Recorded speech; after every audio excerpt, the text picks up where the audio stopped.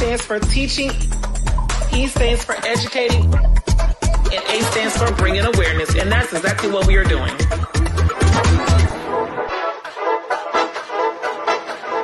Somebody put me in B-flat because I feel like I'm about to go there. Oh, I feel my hip coming up. Good afternoon, y'all, and welcome to today's episode of the Majorette Tea. I am your girl, Lady Jazz. As you always know, we bring T. T stands for teaching, E stands for educating, and A stands for bringing awareness to what is going on. If you guys are coming onto this podcast, please make sure you are sharing the live video. Also, make sure you guys subscribe on our YouTube channel, and then also make sure you guys are sharing and tagging to the live. Now, you guys know most of the time when I come on, it's I don't receive some information regarding an incident or whatever case may be, anything that is pretty much dealing with the Majorette community as a whole. Someone has been obviously affected, whether that may be a director, whether that may be a parent, whether that may be a coach, whether that may be, a spectator, anything that is Majorette correlated, Majorette's anything. We report it because we feel like the community has a right to know what's going on.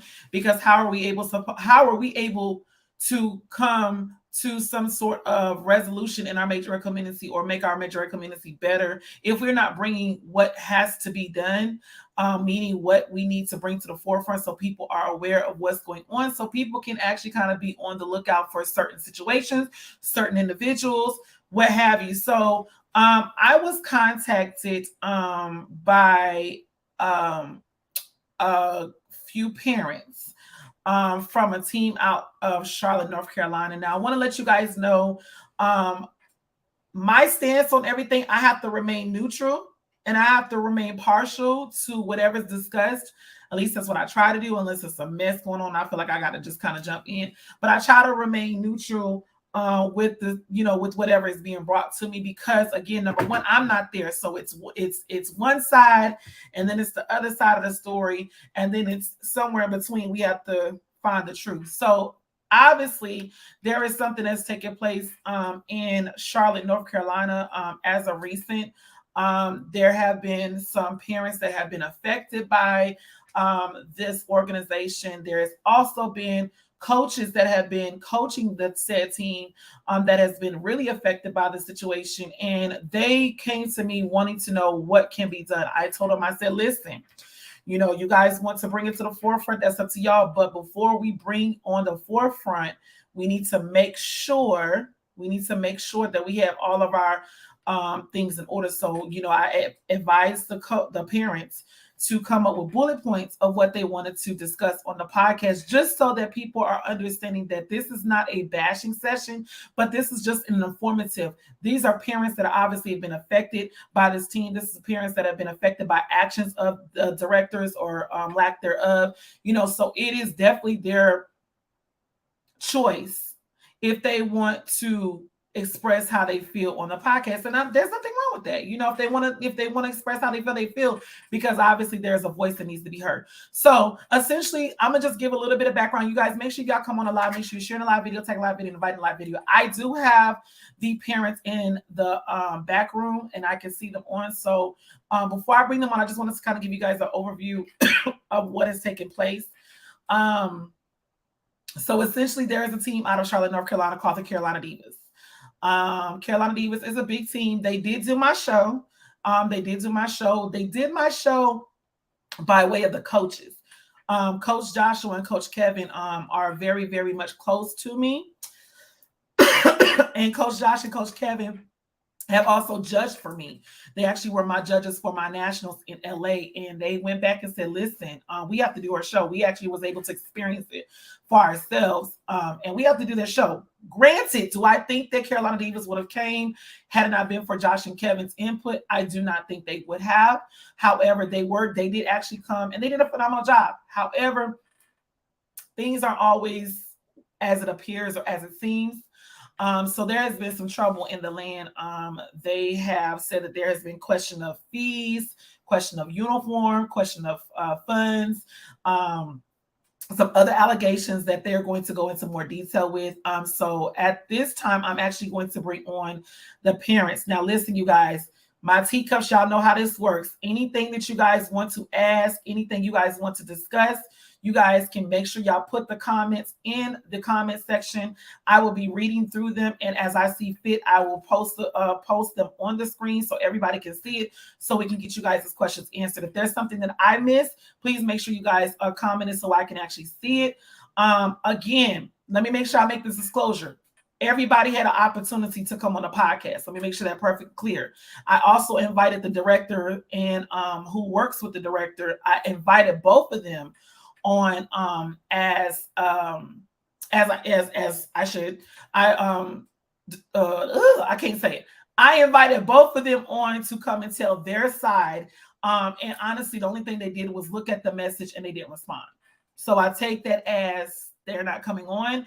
Also today, when I started the podcast, I also sent the link to the same group that I invited them to, and they looked at the link and have not responded. So without further ado, we are going to bring on the parents of Carolina Divas. These are past parents, and if I'm not mistaken, we're going to get their names and we're going to get their titles and all that stuff so you guys can actually see who they are and whatever the case may be. So welcome. Hello. Hey, how you doing? Hello. Hi. Well, we want to first thank you guys so much for coming on the podcast and expressing your concern, because we do think that it's very valuable and it's very important that we let the community know what exactly is going on, especially being that it is you guys as children that have been affected by these or lack thereof. So we want to make sure that the community, and this is also, like I told people, this is awareness. So, you guys are bringing awareness to what you guys have experienced. What you guys may have experienced may not be what another parent is experiencing. Absolutely. But at the end of the day, it's you guys' story, and it's you guys' story to tell. So I'm going to just kind of go over and just, I don't know everybody. I know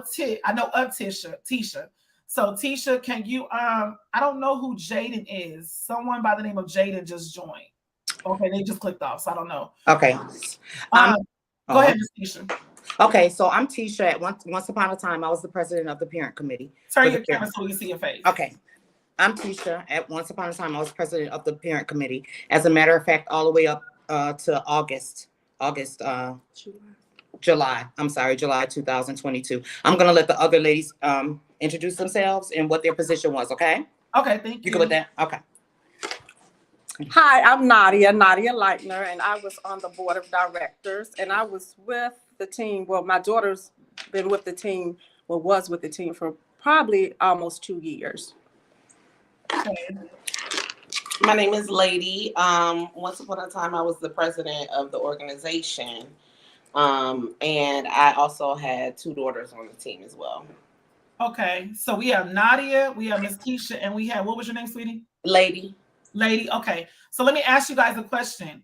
Lady, how long were you part of the organization? Roughly 6 to 7 years. And when did you leave? September of last year. Mm-hmm. Okay, and then Nadia, how long were you with the team? Jordan started September of 2020. And when did you leave? Last week. Last week, okay. And Ms. Tisha, how long were you with the team?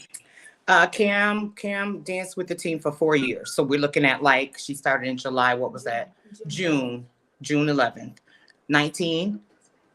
2019, something like that. And then you just left when? And I left, my last day was actually Monday.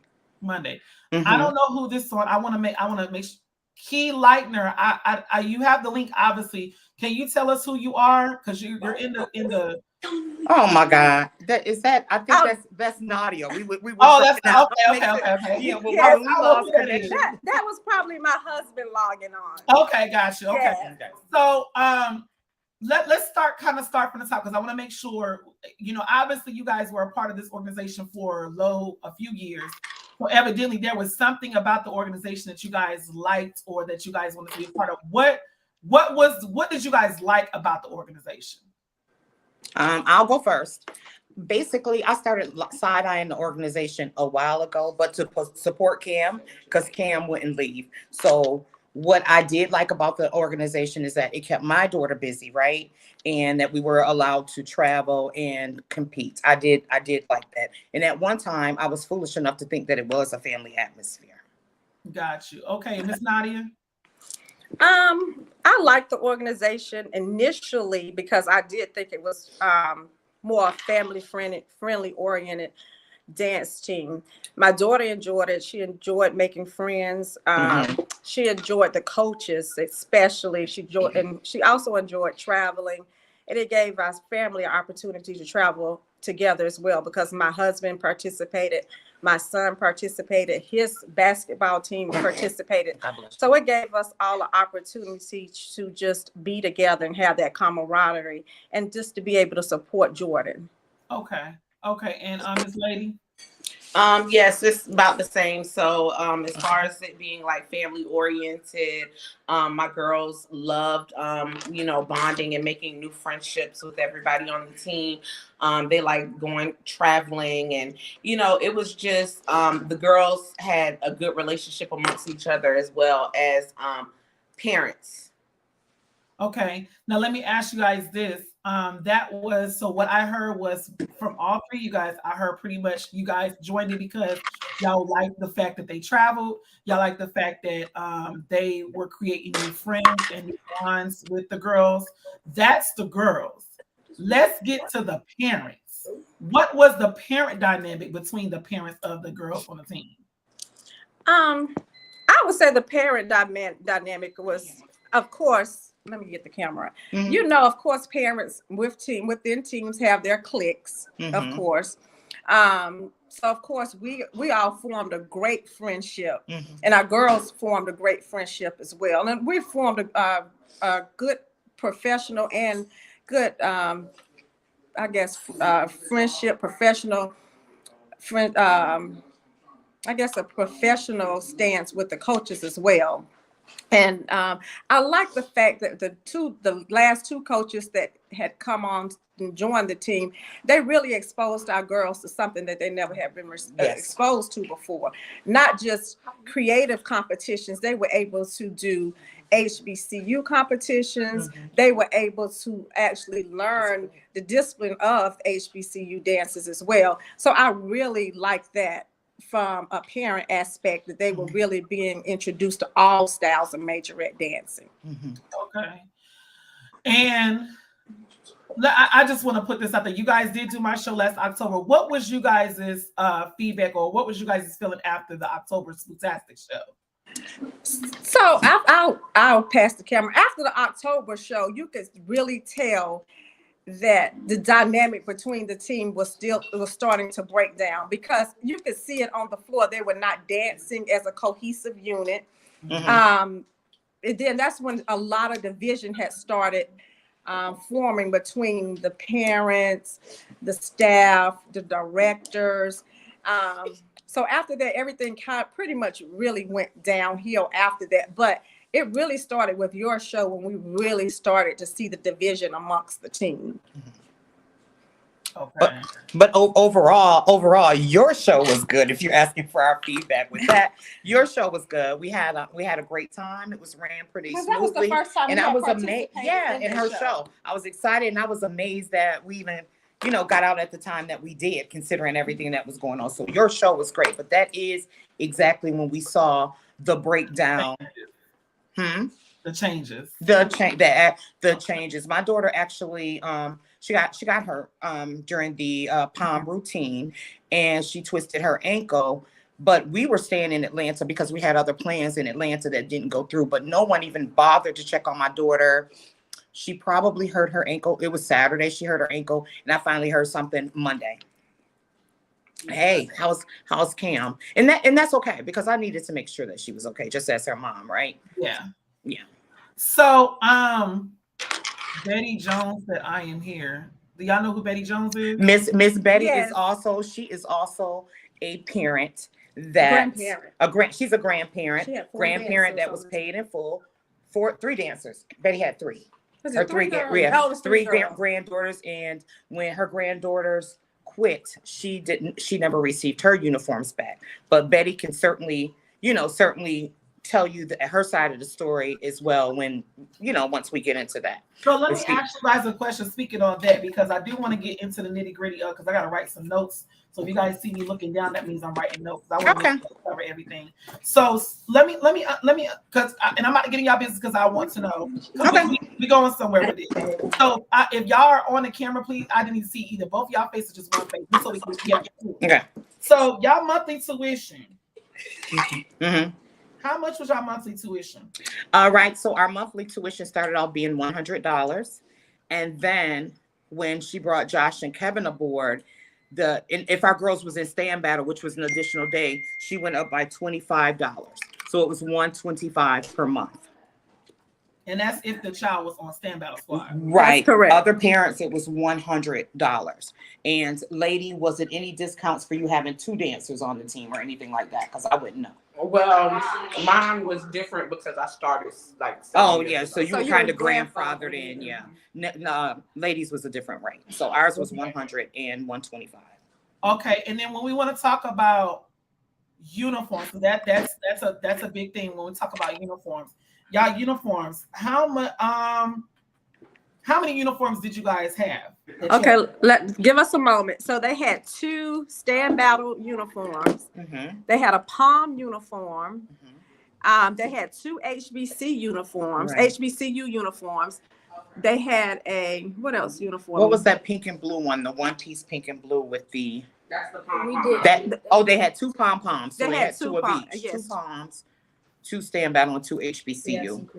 And then they also had some creative and walkthrough uniforms as well. Yeah.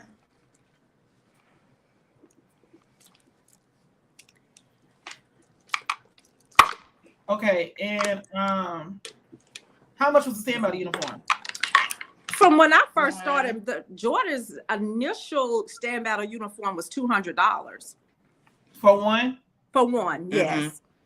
Mm-hmm. So is it safe to say that it was $200 for each stand battle uniform? I believe. I would say from $150 to $200. Yeah, let's do a range of $150 to $200. I never paid less than $150. Not even on that. That last uniform. And you guys got them. I think you guys got my uniforms from Patrice Cotton. So that's about yes, we did. Yes, we did. Mm-hmm. So we're just going to say $300 for 2 uniforms. We'll just say $150 for each uniform. The pom-pom uniform, how much was that? $150. Same thing, $150.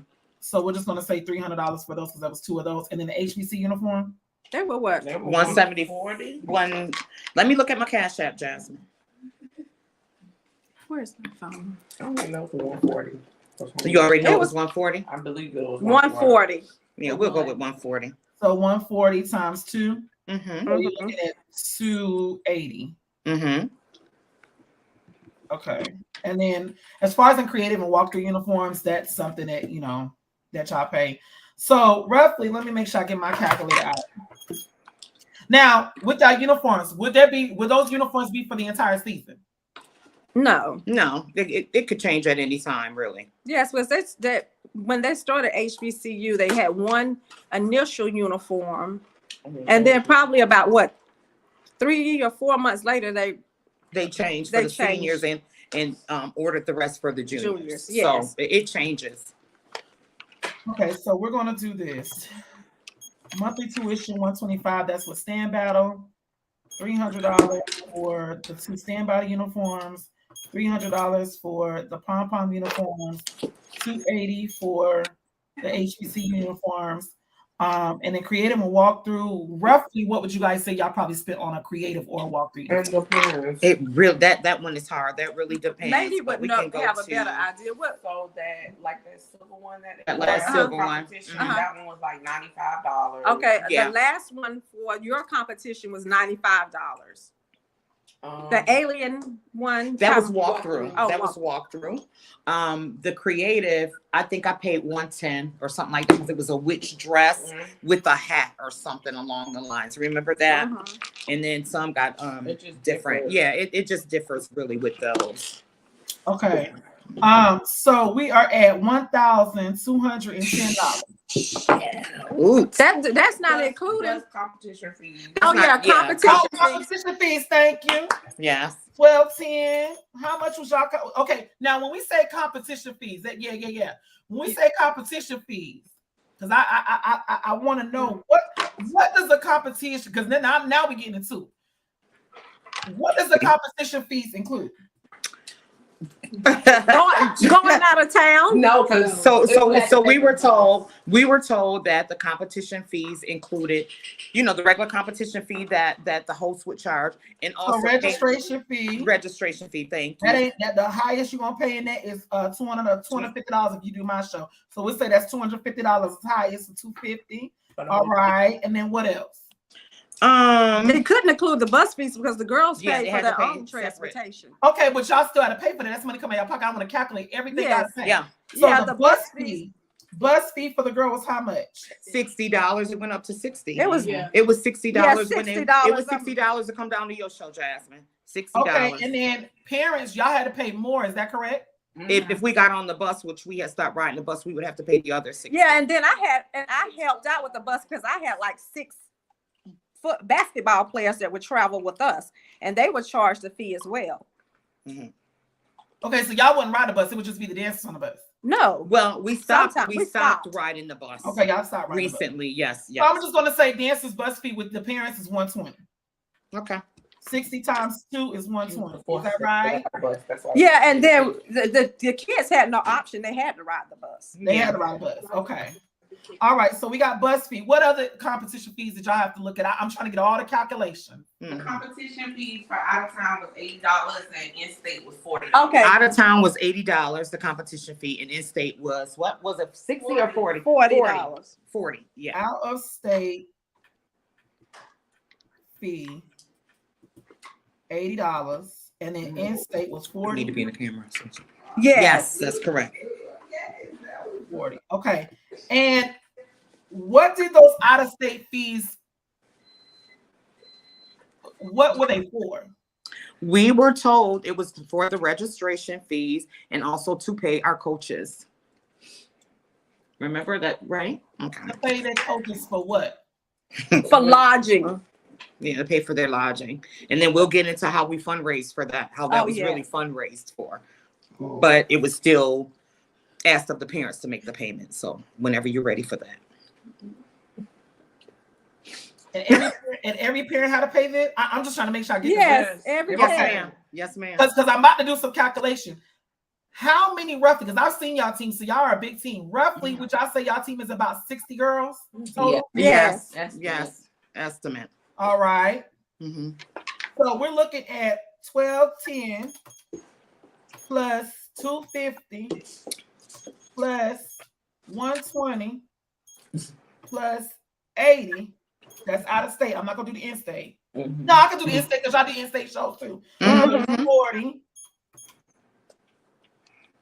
Okay, So so she did not charge a competition fee for Florida, did she? Florida. I don't think it was one charge for Florida. I'm not. Well, y'all still went out of state, whether it was We did. So $1,700 times 60 girls. Mm-hmm. Woo.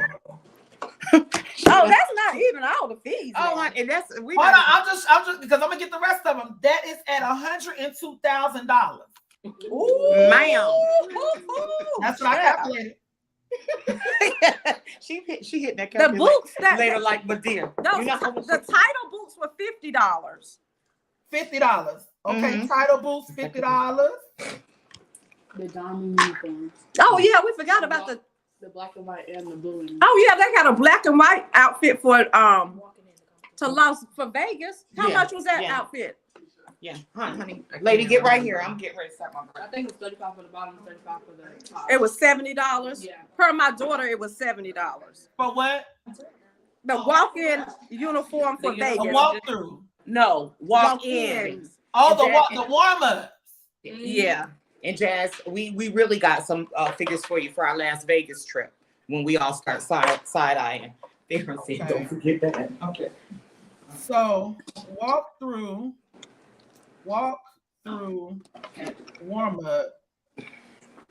$70. Okay. Okay, so right now, y'all. Hold on. We at a total of $1,002. Oh no, excuse me, $102,000.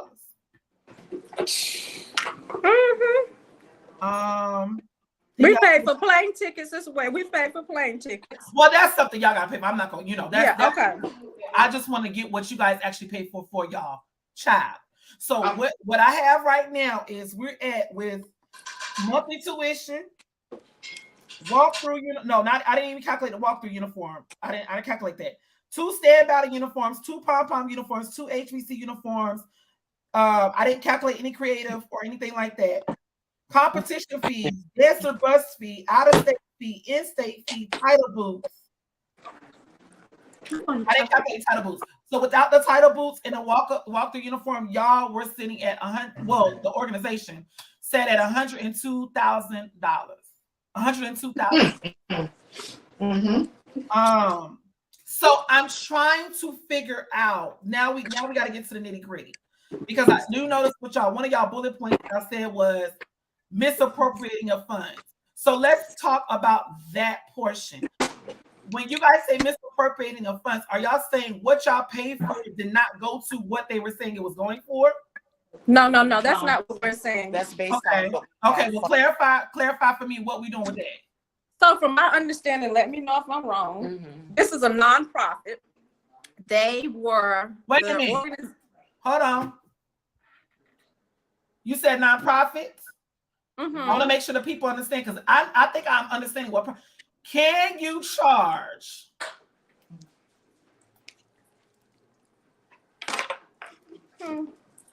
a fee for a non-profit organization? Nonprofits need to get comfortable charging fees. However, because not only is doing so perfectly legal in most circumstances, but such fees can be an important source of additional revenue, allowing for growth and ultimately serving the mission. It said nonprofits can charge fees now. I thought you couldn't, but excuse me. But wait a minute. But that's okay. Wait a minute. Wait, there's more. Can we look up the fundraising for nonprofits? We fundraise for specific things, and then we're charged at the same time. Oh, well, no. Well, that's what we're getting into. Okay. Mm-hmm. So the answer is yes. For all I thought you couldn't, but evidently Google, now IRS might be different, but Google said that you can charge fees if you are a nonprofit. Yeah, but those are fees. From my understanding, those are fees to pay your coaches and staff. So if you're at the Panther Stadium concessions, and this is a group effort fundraising for the entire team to raise money to offset costs, and the costs aren't being offset, and we're still paying for everything out of pocket. So how is that not for profit? So where did the funds go? Because the only thing that we're aware that was paid for is the house in Vegas. And they have gone to several, probably 20 plus events at the Panther Stadium. And if you look up that the kickbacks for the fees that you get a percentage of everything you sell: alcohol, food, tips, everything from those concessions. We've never been told how much they raised at any event. So let me understand this, because I see the comments and I see people commenting. So let me make sure I understand this. So y'all are telling me in the comment section, because I see people comment. I do have a tax accountant that's on live. Sharon, she's on live. She's in charge. Let me ask y'all a question, Sharon. This specifically to you, because you do accounting all day long. You can. So y'all telling me that a fundraiser. Let me make sure I got my words right. Okay. You fundraise for these fees for what they're saying cost, and the parents are still having to come out their pocket on top of them actually fundraising. Yes. Mm-hmm. Is that what y'all saying? That I'm just trying to understand what they're saying in the comments. The comments said, well, you can be a nonprofit and you can still charge fees. Well, what is the fundraisers for if the parents still got to pay all this money? That's what I want to know. Mm-mm. The comment section done stopped a little bit. But if you're, and correct me if I'm wrong, is that what y'all asking? If you're telling me that she's telling us that we are to fundraise for all these fees, right? Y'all fundraisers was to go to these fees. Is that correct? Is that what y'all saying? Yeah. Y'all fundraise. So each child had a certain. Let me make sure I got this right. Did each child have a certain goal? No goals. No goals. So y'all didn't even have a plan of action. No plan of action. And then Miss Betty could probably speak best on that as well, because she always said, hey, if we're fundraising, we need a goal. We need to see where we are with meeting that goal, so we can determine how much each parent is responsible for paying. Once we're privy to that information, we would never privy to that information. Got it. Okay, so what I'm hearing is that y'all are to go and fundraise, and but see, that's what I'm trying to figure out, because if I'm telling y'all we're going to Jazz's competition, and y'all did all the financials of how much it's gonna cost for lodging, for food, for bus fare, all this stuff, y'all should have a total amount of what each child needs to have to become. Y'all telling me that was never discussed? Never. Yeah, we're told what we need to pay in order to go on the out of town to participate in the competition. It was never, hey, we've raised this amount. Based on this amount, we still need these allotted funds in order to be able to participate and go out of town to this competition. No, it's like you have to pay a $60 bus fee, $100 bus fee. Make sure you bring your food, your money for food. We raise more than $1,000 at that stadium every time we go. Okay. Oh, she gone? Oh no, I'm sorry. There was some. I didn't see you. So let me go to the comments. Let me go to the comments, because the comments. Yes, that NFL stadium. Let me see what the comments are saying. So that's clear. So somebody said fundraiser can accommodate the project at hand, and the fees can cover other things that make the organization run. Well, the bus transportation makes the organization and the team run to get to the competitions. They have to have lodging. They have to have food, water. They don't even provide water. They ask that the parents bring in water and Gatorade. Yeah, we used to bring in water to the studio at one time, and then they tried to charge our kids $1 for it. Hold on, right quick, y'all. Somebody said Okay. they need to see what lady has to say. She's been there the longest. She'll be able to tell you. Oh, they want to see this lady. Okay, go ahead. Oh, they want to see something. We looking at I got them reading the comments. Wait a minute, I got to finish eating. What are you doing? They can get out of peace. Can y'all put this on you? No, I don't have to do that.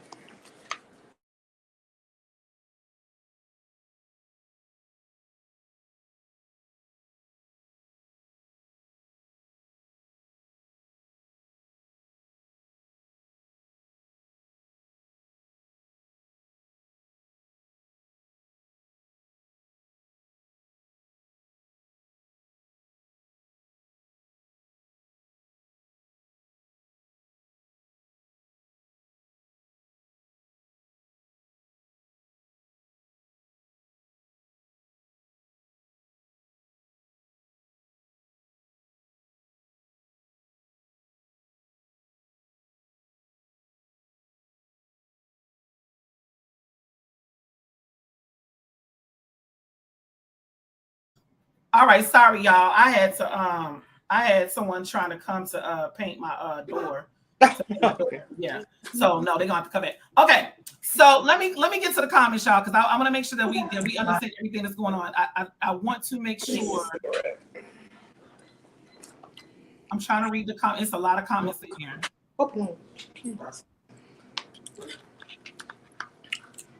Let me ask y'all something. Was there a contract that was signed by the parents? A contract pertaining to basically the rules and regulations of the organization, what each piece would take care for. So if, for instance, for uniforms, Was there any clause in anything that you guys signed that said if you guys decide to leave the team at any point in given time, you will receive your uniforms back? Yes, that was signed, but here's the thing. So I didn't pay for 2 months because I knew something was going on. Prior to that, you can check my payment history. I paid faithfully on time for my daughter. But here's the thing. So if I owe $250 and you still have probably $400 worth of outfits or uniforms, I'm still owed some things from her bag, minus the $250. So they keep the entire bag, but it doesn't say, hey, this is the amount of uniforms that's in the bag versus how much you owe. They just take the whole bag without any questions, without any without even stating how much items are in your bag and what they're worth versus how much you actually owe for tuition. Okay. Y'all, I see y'all comments, and it's a lot of good points that y'all are making, a lot of questions. Someone did say it's hard to fully understand the question at hand because we don't know the full operation of this organization.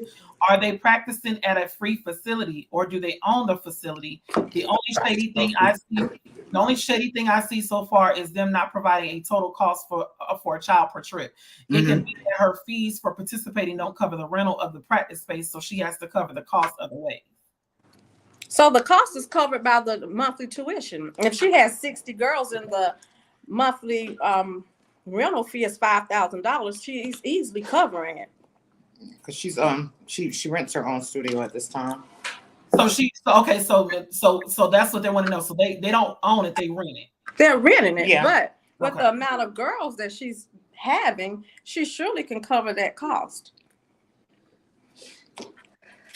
And if you've been, let's do the figures. If you've been to the Panther studio, I know probably about 20 times, and you know at an NFL game or in a concert, you know how much you receive for those concessions.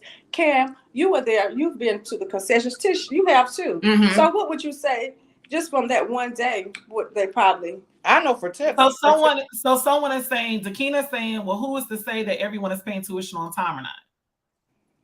Well, Takina, let me answer that question. That's not the responsibility of the parents. No. So the parents should not be liable or should be held accountable for lack thereof of another parent not paying tuition. That is the director's discretion. So the director going into this knowing what she has to pay overhead, she then has to look at it and come out of her pocket. I do not agree with parents having to come out of their pocket extra to facilitate another parent lacking thereof of paying what every other parent is paying. So rent and utilities is not the parent's responsibility. That is the responsibility of the director. The director is the one that makes the decision to open up the dance studio. The director is the one that makes the decision to charge a fee. Now, let me say this for those that are out there. If the director is not charging what she needs to charge to take care of those fees, then again, the director needs to go in her bank account or his bank account and cover whatever the difference is, not charge another parent for another parent's lack thereof of paying their tuition on time or not paying it at all. See, that is where that's where it's getting misconstrued at. What we're talking about at this point, when you talk about fundraising, there was not a clear indication, and correct me if I'm wrong, Tisha, lady, and Nadia, there was not a plan of action to say, this is how much it's going to cost for us to go total to Jazz's competition. No. What each child needs to raise. If you guys cannot pay, we can raise the amount of money as much as we can, and then, and only then, if we're lacking somewhere, then the parents have to come up some way with whatever the difference amount or the remaining balance is, or whatever the case may be. This is a direct indication of misappropriating funds because you're telling me as a parent, and this is what I'm gonna tell y'all parents. Now I'm gonna get on y'all. Did anybody at any point contact the directors and say, what exactly are we paying for and how much do we owe? Parents used to call all the time. So I was the president. We used to hold meetings. I used to tell them. So you used to be the president, the parent president. No, No, she was over the the president organization. with the Oh, you was the president over the okay. So it was the president, it was the director, and then right under the director, it was you as the president. It was the director, co-director, then me. Oh, so you had all the in and out. Most of it. Okay. So the thing about it was basically I started to see that I was the fall guy. So when I asked questions about fundraisers and stuff like this, as far as like how much we raised, there was never a clear indication of what was raised for the fundraisers. As far as like with the competitions that we hosted, as far as the fundraisers when they used to be on the corners, because they used to have to go on the corners and basically ask for funds. Sugar Creek. Are you familiar with Sugar Creek? I've heard of it. And so it never was anything clear. And then when I did try to put in input, my opinion or whatever was not valid. Right. Or it wasn't valued. So they didn't take your opinion into consideration. Okay. And that's when you just started supporting your channel, right? So I'm gonna ask you guys this: how long have you guys been seeing this issue go for? Like, how long has it been since you guys actually started realizing something's not adding right? Right? Where? So we really started noticing things when the new assistant was brought on. Yeah. So that might have been like maybe a year. A year. Maybe, Once you got in and really started handling everything, that's when it really started. That's when it really became a mess, I guess. When you say she had them on the corner, she had them on the corner with buckets asking for donations? Right. Yes, on Sugar Creek. Right. She had all 60 girls out there doing it. It's just whoever would come. Whoever went. So and whoever came to the fundraisers, they would say, okay, this person came to the fundraiser, and if the child did not come to the fundraiser or someone come to the fundraiser to represent that child, you have to pay a $40 fee. You have to pay a fee. Say what? Say what? Look at Karen, yeah. Somebody said that. So, okay, wait. So your child had to go out there and stand on the corner. That was a fundraiser? Wait a minute. Sugar Creek now. Make sure you say Sugar Creek. Sugar Creek.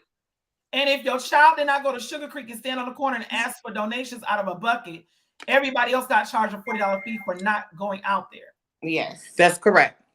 And they wouldn't have all 60 girls at once. Let me correct that. They would assign them a Saturday. So you would have like 20 girls, like. Or different locations. Yeah, different locations. And they had the fundraising. If they did not show up, or you wouldn't allow them to go on specific corners, you had to pay the fundraising fee. This isn't normal. Yeah, because when a fundraiser is supposed to be, first of all, like I said, a fundraiser is supposed to have a clear indication, clear plan. Listen, y'all, this is how, again, I'm trying to make sure we stick to that part. This is how much the trip's going to cost us. This is how much we need to raise. So when you take that total figure after all calculating all expenses, you divide that by how many girls are actually going on the trip, and that's how much each girl would have to raise, or that is the goal they have to meet. Therefore, after that, if the girl did not reach that goal, or whatever the case may be, the parent would be responsible for making up what is the difference of what she did not raise or he did not raise. So I am literally trying to figure out, again, y'all, this is what they're saying. This is an indication of misappropriating. You're telling them one thing, they're raising X amount of dollars, and they're still having to come out of their pocket to pay for what was supposed to be fundraised for. That's correct. Y'all clearly didn't know what was fundraised, because who had access to the funds? They did. The owner and her assistant.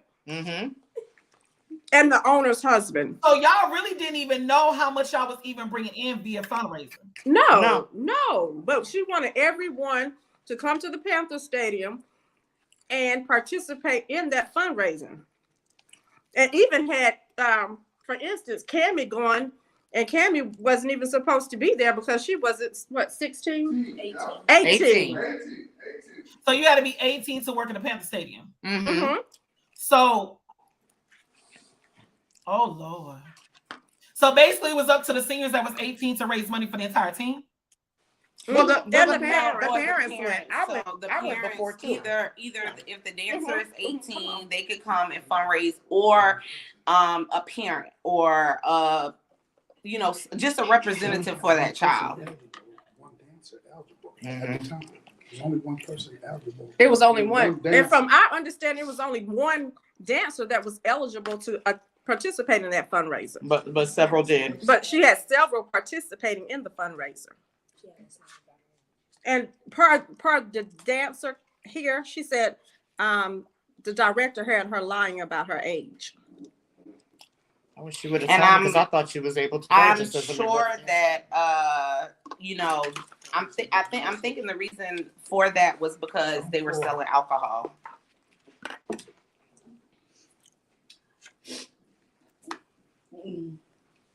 Somebody said they smell racketeering. Lord Jesus. Okay. Lord have mercy, Jesus. Okay. Let me go to, okay. Well, y'all, at what we're at right now is for 60 girls. $102,000 is what was raised if all 60 girls paid the money, fundraise, whatever case would be. They're still looking at a total of $120,000. Now we do know competitions costs. We do know costs. We do know, travel costs. We knew, but if I'm not mistaken, you guys didn't even stay in Atlanta when y'all came. Y'all turned right back around and got on the bus and went back home. Right. Us three ended up staying with our girls, but that's a whole separate thing and cost. We stayed. But yes, so Sonia Gross said, is it really $102,000? Sonia, from what they said, when we took $125, if the child was on battle squad, $70 for two standby uniforms was $300. And I can break this up for y'all again so y'all can doggone on here because it's no problem. Because I don't want people to think anything else. $125 plus that's for tuition. $125 plus $300 for two standby uniforms, plus another $300 for two pom-pom uniforms, plus $280 for two HBCU uniforms, plus, and that's equaling $1,005. Then you have to calculate, they charge them competition fees. So plus $250 for the competition fee, plus dancer bus fee was $120 if the parent and the dancer went.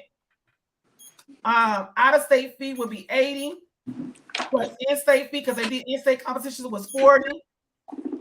That's $14.95 times 60 girls. 89,700 plus the title boost of $50 times 60 girls. Plus the walkthrough uniform, $70. Yeah, ma'am. They're in 100,000.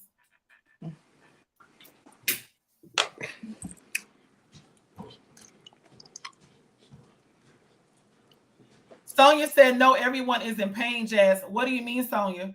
Okay, so let's just say this. I want to make sure I'm addressing this because Tisha, we're going to get back to y'all. But okay. Think of people grandfather in with certain prices. Everyone was not paying the same thing. No, they may have not been paying the same thing. You are absolutely right about it. However, it's still well close to the $100,000 mark, even if they're grandfather into a. Okay, so let me ask you this: Where's Lady? Because she was grandfather in, correct? Yes. Lady, what was your grandfather payment? Your grandfather in? You were the president, so you knew. Yeah. So at first it was $75 per dancer. And how many dancers did you have on the team? 2. 75 times 2. 150. That's 150. And then what happened?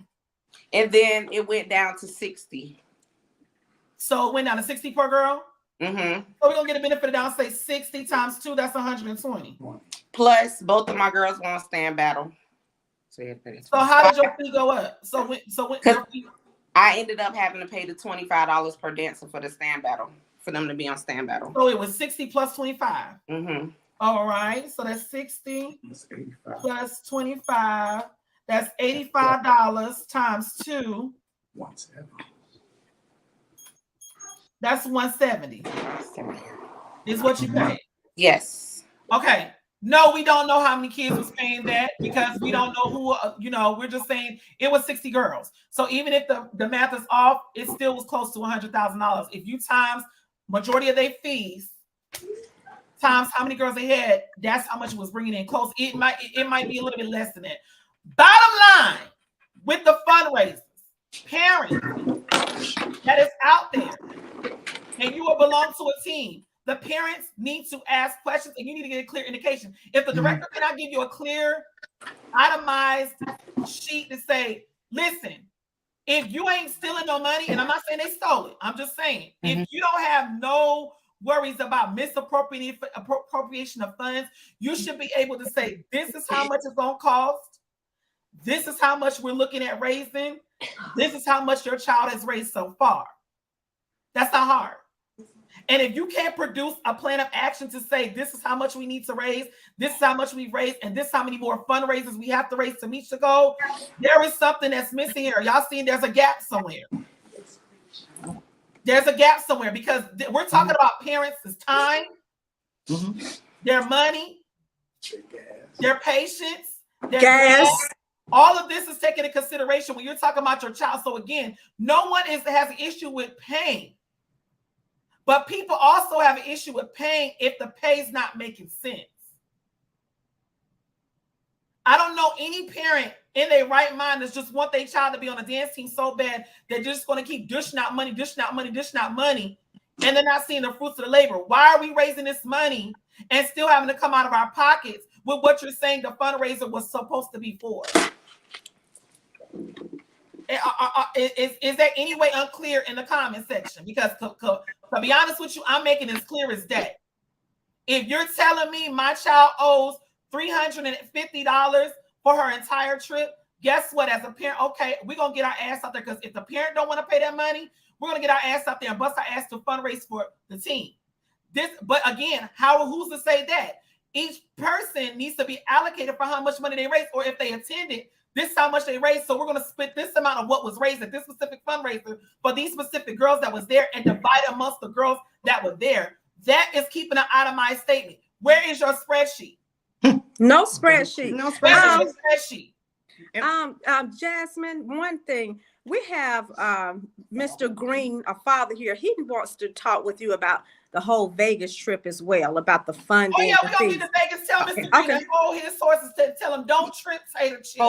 Don't trip Tater Chip on Vegas because I know Vegas is some mess going on too. We gonna get to Vegas. Tell him don't trip Tater Chip. So I'm saying this to say, you guys, again, I understand what everybody's saying in the comments. People are saying, well, we don't know. We don't know. However, these parents did know. And they wanted for what they were paying, they wanted what was due to them. Now, let's get to, before we get to Vegas, because the situation, if I'm not mistaken, that was after Vegas, right? What was after Vegas? The situation with the captain situation. That was after. Yes. But all Vegas of that led up to this. Vegas led up. Vegas led So up we to need this. to- Okay. Yes, all the animosity started from After Vegas because we spoke up, basically. So Sonia is saying, what did y'all not get? what what did we not get when? She's saying, that's what she just said. She said, what did they not get? Okay. I'll tell you what we didn't get. Okay, wait a minute. Mr. Green says he needs to come in. Potato Come chip. on, Mr. Come on, Mr. Yeah, Green. because Tater Chip is tripping over here. First of all, Hello, how are you? how are you? First of all, the Vegas trip was supposed to be $16,000 raised.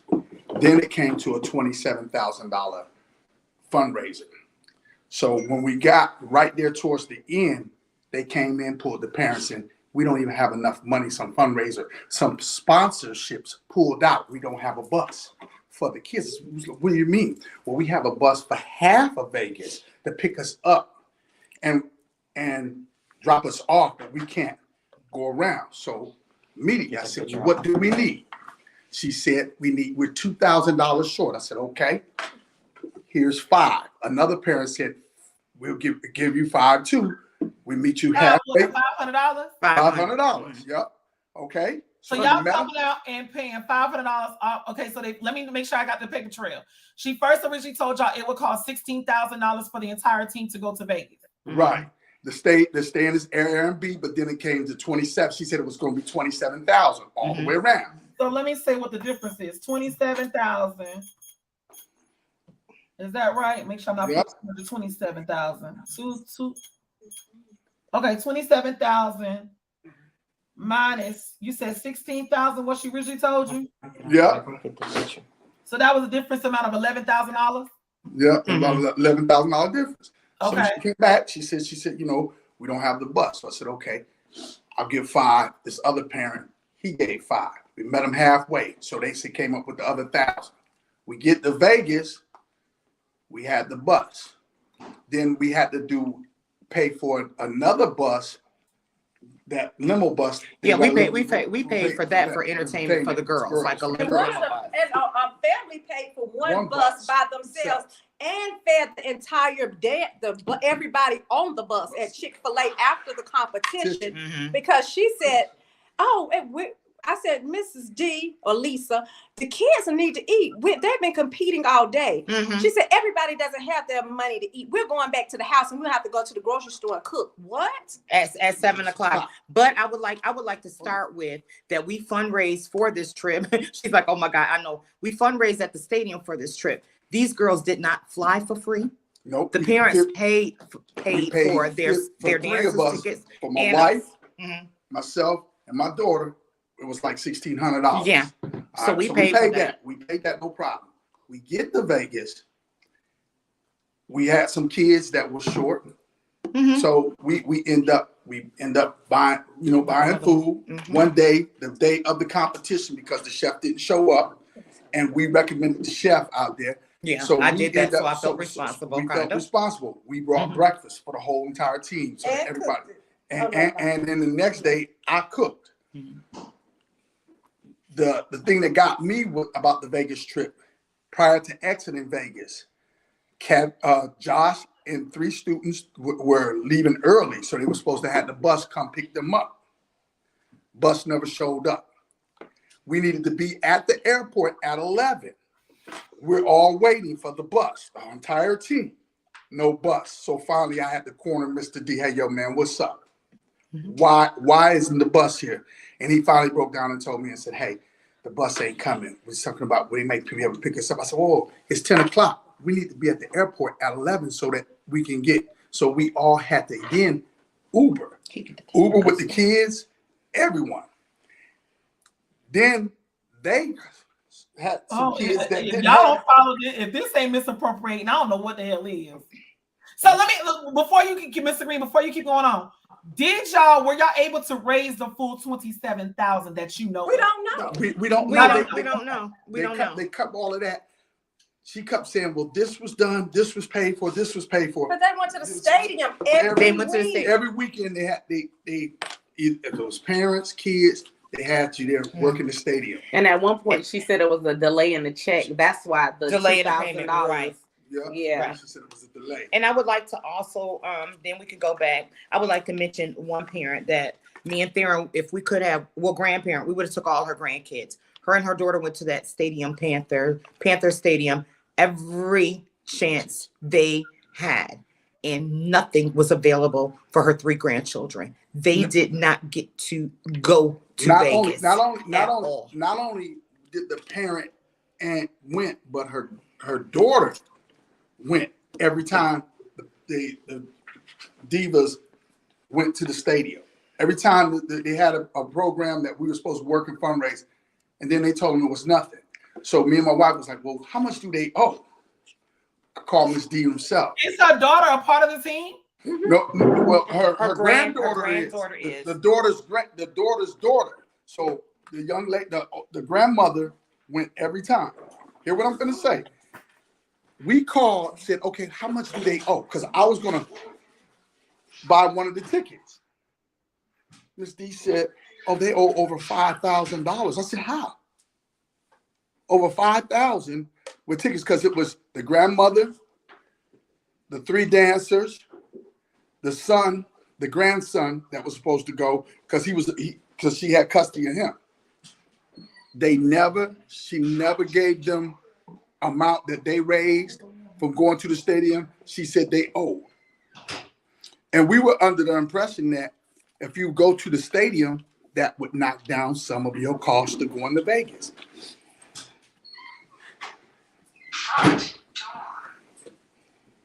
Okay, so let me ask this because a lot of the followers are wanting to know. Mhm. Was this the breaking point for y'all, or and I'm assuming it was the breaking point for y'all?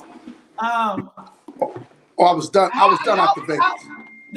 How long is Lady and how long has this been going on with competitions and stuff? I think it really started becoming an issue when Miss G got that assistant. Kimberly Freeman. Kimberly Freeman, yes. And she really started introducing her to ways of making money. And you know, when you get used to making money, it's good to you. Oh, I want it, instead of pouring it back into what I need to pour it back into. And also I've been able to obtain the fundraising information from Bank of America as well. Let me just read this to you real quickly. Okay. The minimum age to volunteer is 16. Volunteers need to be 18 and older to run the register due to alcohol sales. Your group will receive 11% on food, non-alcohol beverages sales, 9% on alcohol sales. You will also receive 100% of all credit card donations left by the patrons. Tips.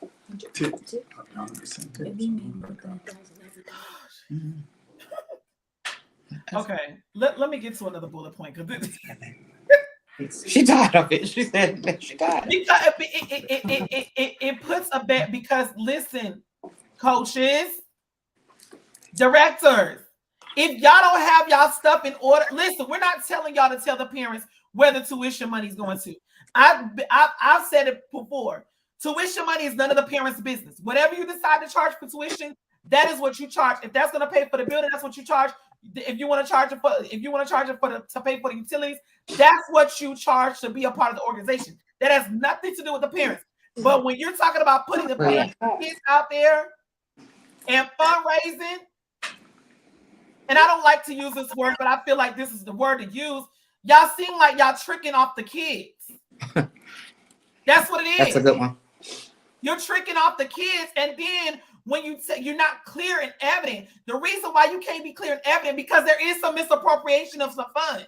You can't be clear and concise with the parents because you're trying to figure out if I don't tell them X, Y, and Z, or if I don't tell them A, B, they're not going to figure out what C and D is. So therefore, at this point, the parents are fed up with putting money into an organization that they're not seeing the fruits of their labor. That's where we're looking at. So again, at the end of the day, we never said anything about the tuition. Tuition is it's your responsibility to charge the tuition to cover overhead expenses. So the parents are not having to pick up the slack of what you decided not to charge. That's your business. But when you're talking about money coming out of these parents' pocket and their times trying to do something for their children, and you can't give me a clear and concise plan of what we need to have so our kids can be a part of it, who wouldn't have an issue? Who wouldn't start off on saying there's some red flags going in here? And then when you bring it to the director's attention, they got all these, oh, I don't know. But you knew enough to take the money.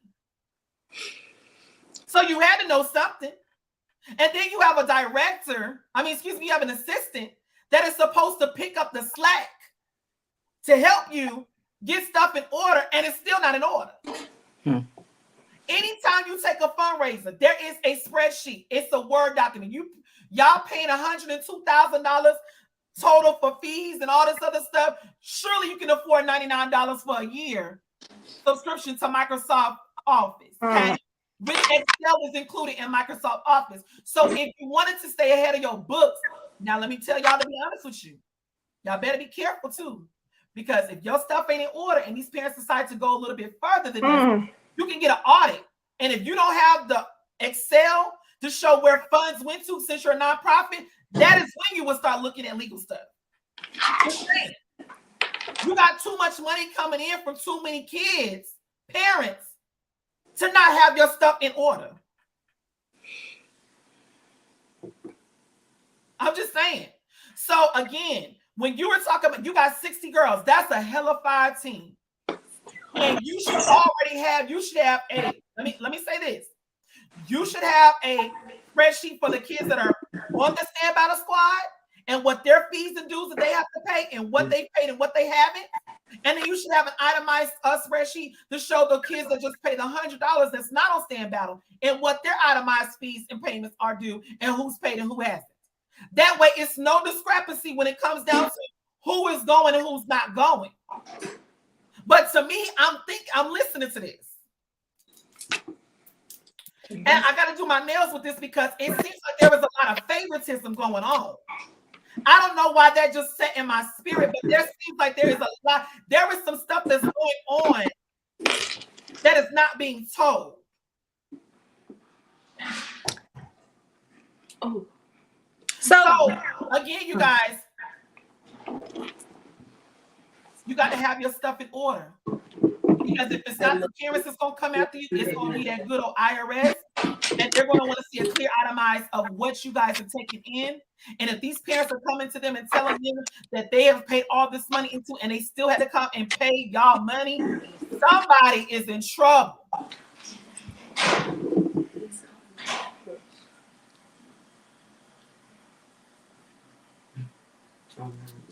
So, lady, my mom said, lady knows something. She said she knows, but that's why they took her power away. Yeah, and that's what happens. Mm-hmm. So with me, when I first came, I was, we want you on your board, on our board. But when you start asking, she got a board. Yeah, okay. She got a board? Hold on. Okay. I said, okay, cool. I'll participate because I want the best for the team and the girls on the team. I said, okay, I'll be a part of the board. But when you start questioning, asking, verbalizing, then you become a person she doesn't want to deal with. Mm-hmm. Because with her, it's her way or no way, even with the husband, Stefan. And that's because there's misappropriation of funds because they don't want you all in their business. That's right. So what they basically did is outs us out. Yeah. We don't want the staff in the studio anymore. And then what they started doing was nitpicking with our girls. Mm-hmm. The husband, he's really good at that. One thing about it is he shouldn't have that much contact with these girls. Yeah. We've never seen a criminal background check or anything on him to even know if he's an appropriate individual to be around these girls. So the last thing with the girls is with my daughter, he ran in her face, in Cammie's face. And of course, my daughter, being who she is, who I taught her to be, how I taught her to be assertive, she told him, get out my face and get your finger out my face. Mm-hmm. And then at that point, Cam called her parents because I was out of town and I couldn't get there. And then he was chasing Lady's daughter around trying to fix the bottom of her uniform. So at that point, our girls, we're teaching and instilling our girls, if something isn't right, doesn't feel right, you need to speak up for yourself. And then you need to contact us so we can further handle the situation. So ooh, Jesus. Ooh, yeah. Okay. He's not a coach. No, he's not a coach. No. He handles finances. Supposedly. What? Okay, so he handles finances. So why was he trying to fix the girls' uniform? Where was the coaches at? That's their job. They were on break. Yeah, Josh wasn't there yet, and I believe Kevin was like at lunch or something. They weren't there at the time. Kevin had gone to the store. I had gone to the store to grab something for the girls. So at what point, because I think I know who Sonia Gross is. Sonia is actually from Charlotte. Yeah, Sonia Gross. So she said, at what point did y'all feel, did the kids feel unsafe with him, and why weren't y'all gone after that situation? Because our girls love to dance. They absolutely love to dance. And if you Or the girls are having an issue about No. someone making a comment. No, it's a comment where it's a parent on there that said that she is the one that actually fixed lady's daughter's uniform. And that's not true. But in that is not true. She may have been around or whatever, because I want to know why lady's daughter was so upset then. So Tanisha Wilson is the one that y'all speaking of. She said, "I fixed their daughter's uniforms." Y'all are lying. And here go the girls. You can ask them, do you want to speak with them? We give you our consent to speak. No, it's okay. I'm listening. Yeah, and Tanisha also said all of our daughters is disrespectful and mean. She is in the thing. Are we opening the line to talk about children, or will we not? Because I saw her daughter twerking on the floor at 6 years old at the last competition. So are we speaking about children, or are we not, Tanisha? And that's one of Miss D's do girls. That's exactly one of her do girls. And so the reason now where it came down to, it was a vote on who was going to be co-captain. They were in the room talking about Cammie being a mean girl. It came out by a parent, but all the coaches, supposedly it was tied. All the coaches voted for Cam. The minions did not. When the announcement was made, the coaches was unaware. Hence is why everybody was upset, because nobody could explain to me what happened. Until Cammie wasn't co-captain. Cammie and Jordan was co-captain. The two alleged mean girls. See, because what I wasn't ever gonna do is start talking about children. But if we bring children in the forefront, let's go. And here's another. Let me explain this too. Jordan and Cam were co-captains. The captain left because she aged out. So my daughter is a year younger than Cammie, and Cammie's been there longer than Jordan. And everybody knows without a doubt that Cammie's heel stretch is absolutely phenomenal. And my daughter said, you know what, I think Cammie will be the better fit for the captain. So if you have two co-captains and one is saying she doesn't want to be the captain, so that automatically moves the co-captain into the other co-captain into that position, and the co-captain retains her position. That didn't happen. They totally took Jordan's position away without even talking to her, telling her, explaining to her, because Mr. D has been pissed off with her ever since she told Mr. D to get out of her face. And the disrespectful and mean, our phones was always open. You call about anything else. Why is it now they were disrespectful and mean? Because their positions was given away. I got something. Please. To say. Yeah, and the issue with the skirt with the skirt. I actually got a phone call from a dancer when they were at practice that day, and I immediately took my kids out the same day, and that's why my kids were not in the competition in Atlanta. I came to it was Atlanta. It was Atlanta. To support the other girls, because my daughters wanted to still support the girls. But your daughter was captain before as well. My daughter was a co-captain. Okay. So to answer the questions in the comments, because they're saying, okay, so now the real issues coming out with the dancer not making captain. Hold on before y'all say something, because I know y'all ready to go in.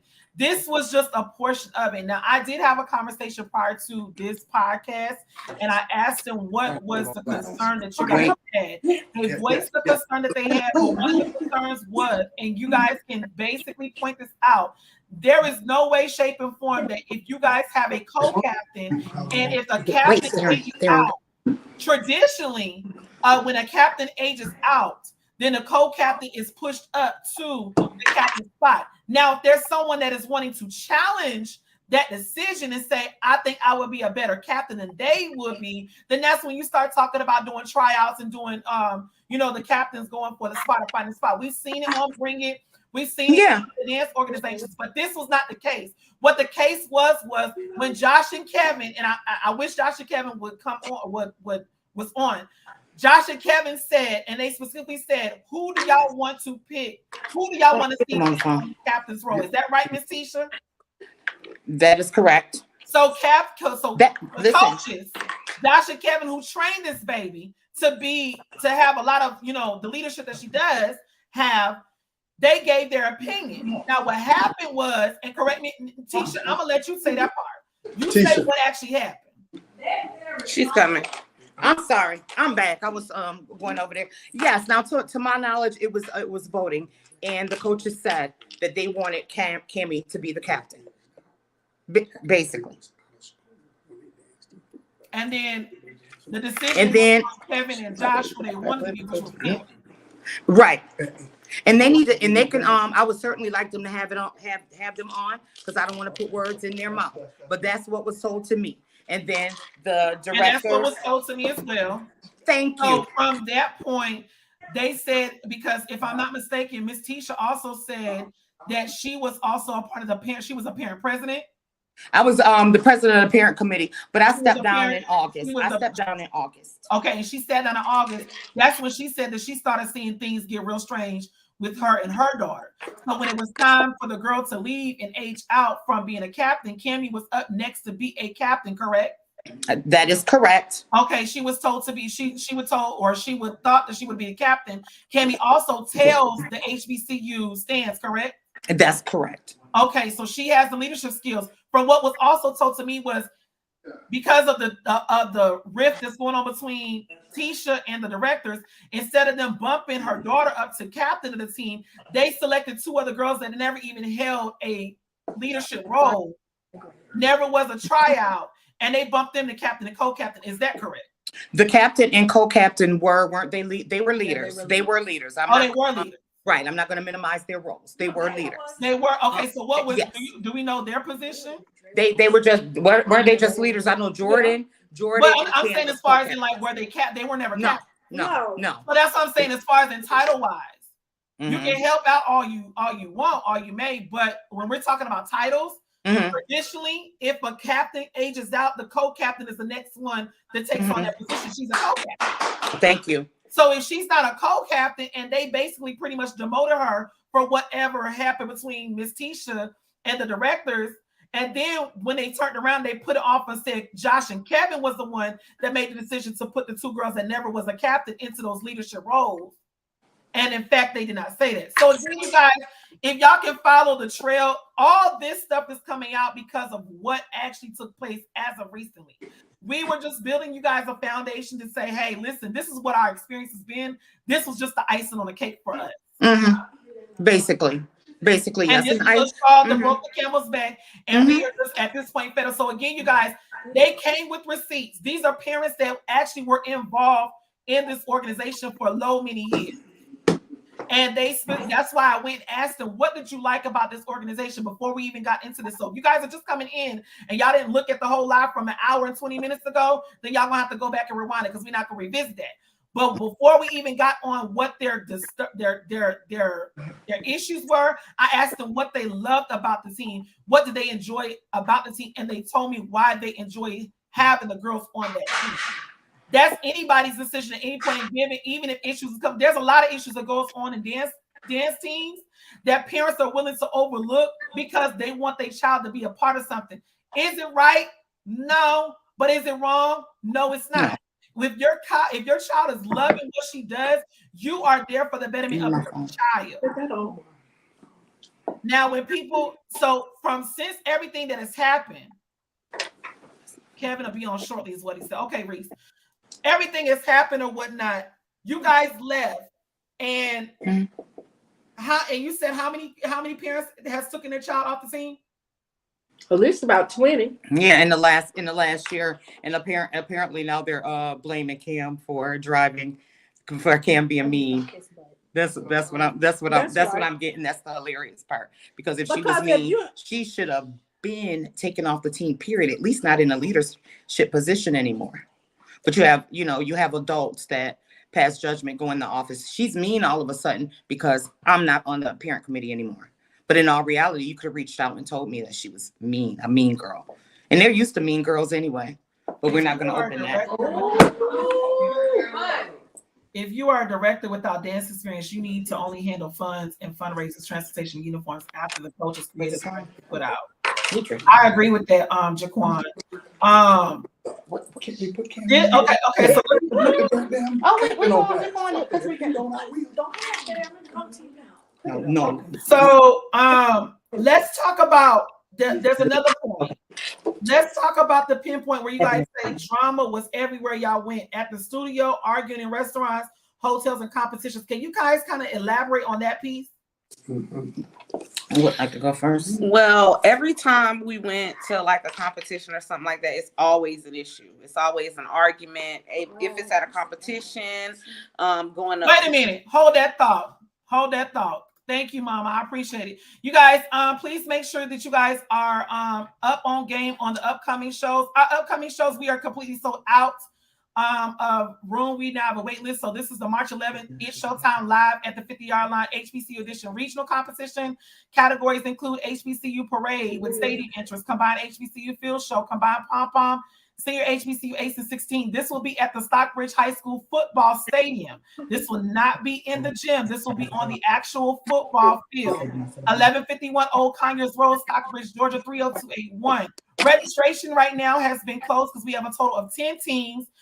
We are starting our wait list. So if you guys are wanting to be placed on the wait list, how the wait list works is you pay half the registration fee. If a team drops out, you are pushed into the teams that drops out spot and you pay the rest of your registration. But if you are wanting to register your team, you pay half their registration now to be placed on the wait list. If there comes a point where the team does not drop out, you will get your full registration that you did pay refunded directly back to you immediately.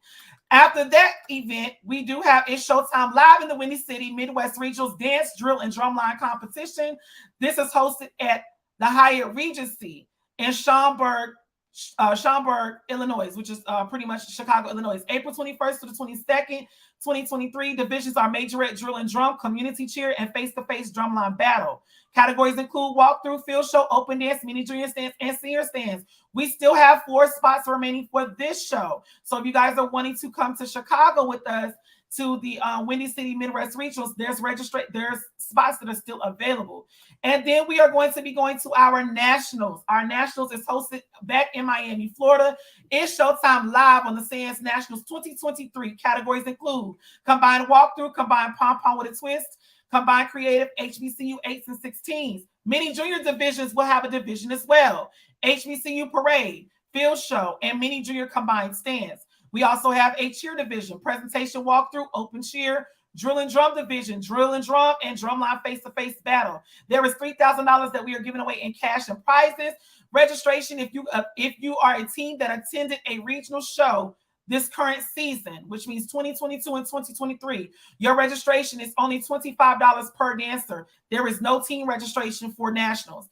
If you want to go to nationals and you did not attend one of the current regional competitions, your registration per dancer is $50 per dancer. There is no team registration.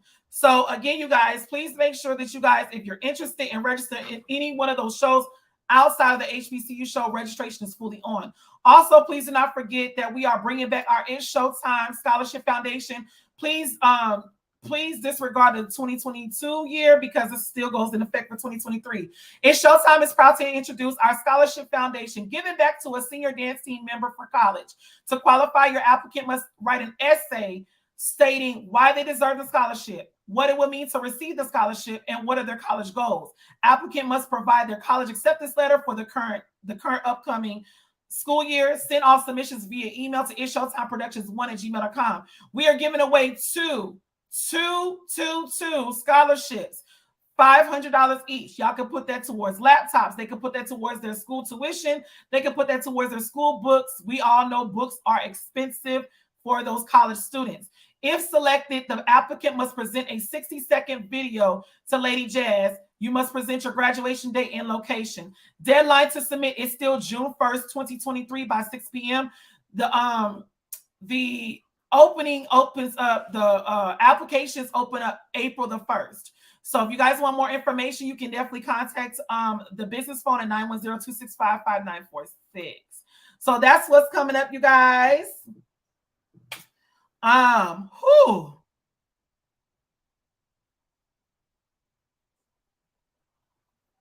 Okay. Y'all, the comments has been going in, honey. The comments has been going in. I'm just like, the tickets are on sale now, you guys. Tickets for both tickets for Miami, tickets for Chicago, and tickets for HBCU are on sale now. Tanisha said, I just need Tish to know, keep my twerking kid out her mouth before I whoop. Okay, Tanisha, that's the way we're not gonna do it. Yeah, and that's That's what we're absolutely not gonna do. We're not gonna do that's that. absolutely We're not gonna do that's that. absolutely what So- she's not gonna do. And I'm also aware of the rumor that came from another little jealous girl on the dance team. What she needs to worry about is the fact that she's 4. Why y'all keep telling me to be quiet? No. She did. Okay, so they must have muted Miss Tisha because they don't want Miss Tisha to Yeah, I mean, if we want to go, first of all, nobody's whooping my ass. You talk about my daughter. Your daughter is fair game. You want to whoop my ass? Everybody know where I live. You know where I work. Bring it, little bitch. Because what you not gonna do? Is do nothing. You talk about they'll whoop my ass and talk about they have But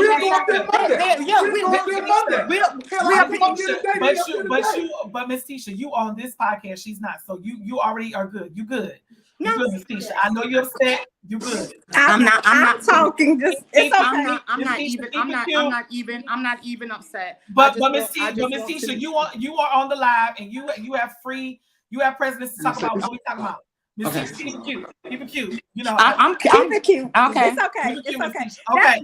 That's how they want you to act. Don't even feed into that. Okay. Okay. So. But I have one thing to say about Vegas as well. When we were in Vegas, let me clear this up as well because I don't want anybody. So basically, wait a minute.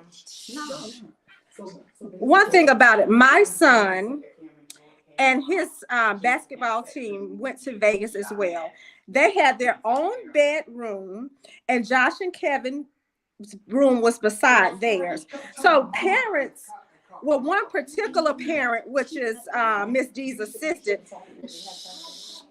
she became upset because my son did not want to talk to her daughter.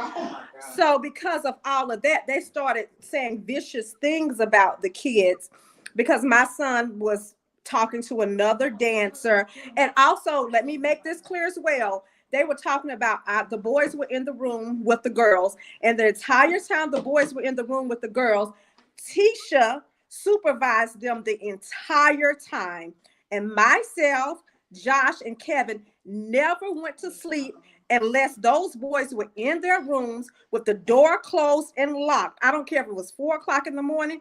We did not go to sleep because we didn't want any rumors or anything to start about the boys. And one thing about it, I'm protective of my boys, so I knew to watch my boys because I didn't want any of this type of these type of accusations to go on. So what are they trying to? What is the accusation? Now, what is they trying to say? Well, they were just trying to say that the girl. Well, it was Cam, Jordan, and probably 3 other girls were, and this is a natural progression of life. Girls like boys and boys like girls at this age.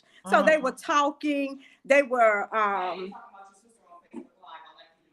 in the room together, but the entire time they were in there, they were supervised by an adult. Since we're trying to hash out things about kids, and so we can make sure that's straightened out as well. Because myself, Josh, and Kevin stayed up the entire night to ensure that nothing inappropriate went on between the boys and the girls. And another thing is, 6 of those boys paid $300 a piece to stay in that house as well, and paid a bus fee. So she had so did they have boys staying at the Airbnb too with the team? Yes, but they were supervised, and their room was right across from my room.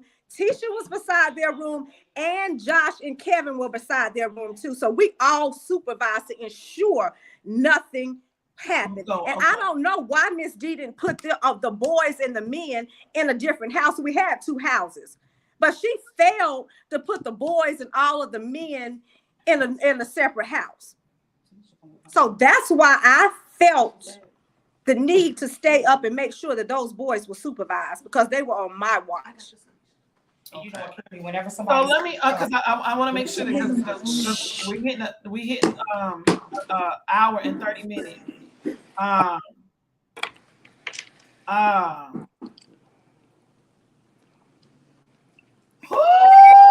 Oh Lord, have mercy, Jesus. Okay, Lord. Okay, okay. Which one of these drinks is So y'all basically briefly touched on the drama at Yes, the yes, competitions, the hotels, and whatnot. Listen. We kind of touched on favorites, so I think we pretty much touched on a lot of things. So at this point, we touched on majority of what you guys had y'all concerns on. What was what was to kind of give a resolution spot? What did you guys want? What did you guys want to see happen? Well, first of all, we can't keep playing this game in the Majorette world with these teams, directors, not being transparent. Always have this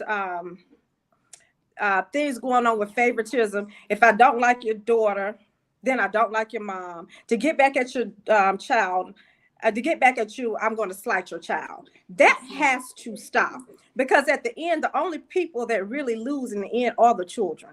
And my thing is, with these teams, we as a Black community, we need to be empowering our children, uplifting our children, educating our children, and be a positive force in their lives, not continue to expose them to corruption and just negativity all the time. Because my thing is, our children should be lifted up. And they're not lifted up in this Majorette world. That always, to me, even from things like, if you're teaching a child, for instance, this is what experience with my child with another team. If you're teaching my child something and she misses one simple dance move, instead of saying, hey, this is what you missed, let's try this again, let's work it out, let's see what the issue is. So what you do is yell at her and just push her in the back and be like, oh, you didn't get it, so hey, you're out of your position. What are you teaching my child? You're not teaching them. I'm glad you brought that up. I'm glad you brought that up, because somebody else said that too. Somebody said if they don't have any dance background, if they've never been trained to dance, or whatever the case may be, they should just be handling finances and the business aspect of the team. That and part. coaching to the coaches. I'm curious. What background does Miss Sleisha have in dance? None.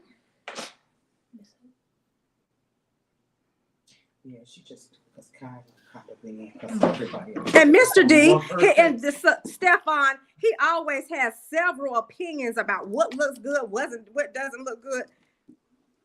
So why is his opinion so valued with the girls? And he's the one who announced who the new captain and co-captains were. So another question I have is, and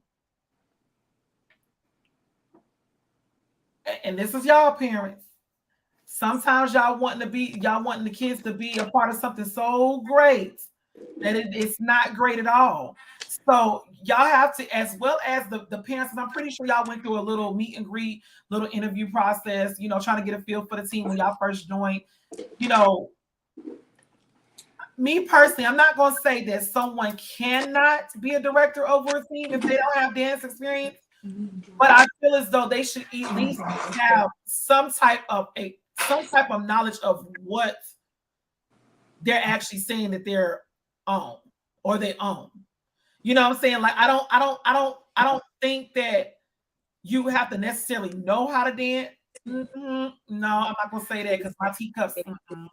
No, I'm not gonna say that. You got to at least know how to throw an 8 count. Oh, really? So, can I ask a question? I'm saying that to say, because how can you tell?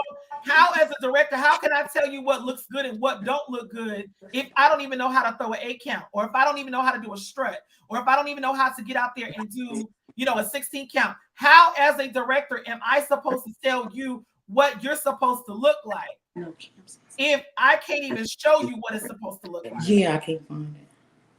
So let me take that statement back. I feel you are to have some type of dance background, whether that be in ballet, contemporary, modern, jazz, majorette, any form, technique, because there's a person that can be technical and still put together a routine, and they're going to be a technical team. So I take my statement back. You do, I feel, especially representing in Majorette have to have some form of dance training or dance background in order to be able to tell a team what looks good and what doesn't. And I just want to piggyback on a comment that they show favoritism to our And girls. TikTok is not a coach. That part. So just let me piggyback on this. They're saying we're mad because Jordan and Karen were no longer the favorites. No, we're mad because of how they were treated. You don't have to be the favorite. My thing is you treat my child as she should be treated. And when you spite my child because of your own personal problems, that becomes a huge issue. You base everything on performance, not personality, because you're having some type of conflict with a child that has nothing to do with dance.